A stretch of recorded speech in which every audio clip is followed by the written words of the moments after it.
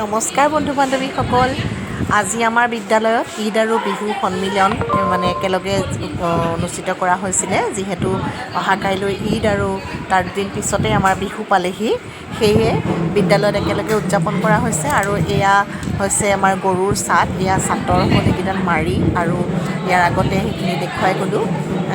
আপোনাৰ চাটত কি কি ব্যৱহাৰ কৰা হয়, হালধি, তাৰপিছত বেঙেনা, তিয়ঁহ, তাৰপৰা থেকেৰা, এইখিনি হ'ল চাটৰ বস্তু ৰেডি কৰি ৰাখিছোঁ। আৰু ইয়াত দিছোঁ তামোল পাণ, অৰিহণা এটা আৰু গামোচা। এয়া আমি ৰেডি কৰি ৰাখিছোঁ।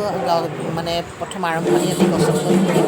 আৰু এয়া ছাত্ৰ ছাত্ৰীয়ে ৰেডি হৈ আছে, চবেই সকলোৱে ৰিহাৰ্চল কৰি আছে। তাৰপিছত এয়া বিহু আৰম্ভ হ'ল। এয়া অকণমান আৰম্ভণি হৈছে আমাৰ।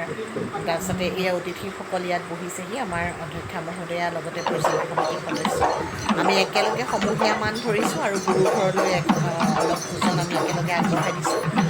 তাৰপিছতে আমাৰ বিহু এয়া আৰম্ভ হৈছে। এয়া গছত কপৌ ফুল আমি সজাই দিছোঁ। এয়া গছত একেলগে গামোচা বান্ধিছে। আমি তলতে এনেকৈ এইখিনি বস্তু প্ৰথমতে আমি সজাই লৈছোঁ। এয়া গছত আগবঢ়োৱা গামোচা পিন্ধোৱা হ'ল। গামোচা পিন্ধাই আমি শৰাই আগবঢ়াই পাছতে এয়া আমাৰ সমূহীয়া বিহু এয়া আৰম্ভ হৈছে ছাত্ৰ ছাত্ৰীসকলৰ দ্বাৰা। এয়া সমূহীয়া বিহু। প্ৰথমেই ছাত্ৰসকলে হুঁচৰি গাইছে। এয়া ছাত্ৰসকলৰ দ্বাৰা হুঁচৰি পৰিৱেশন কৰা হৈছে প্ৰথমেই।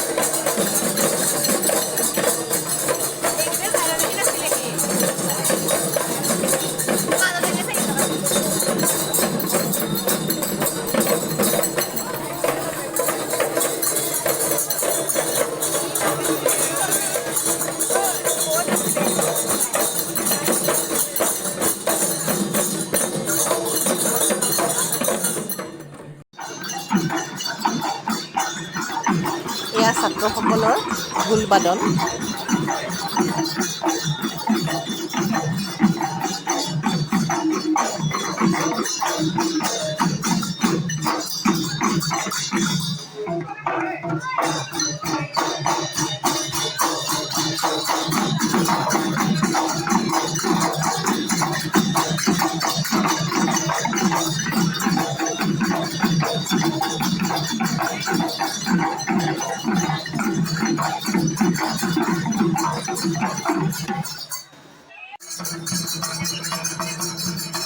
তাৰপিছতে এয়া দশম শ্ৰেণীৰ ছাত্ৰসকলে বিহু গীত পৰিৱেশন কৰিছে।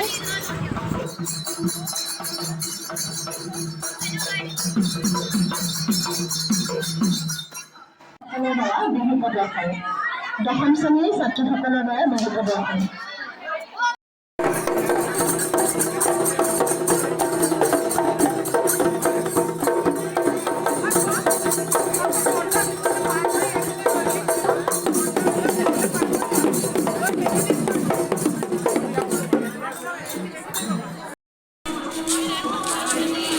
যিহেতু ঈদ আৰু বিহু সন্মিলন হৈছিলে, একেলগে হৈছিলে, গতিকে আমি অকণমান জিকিৰো গাইছোঁ।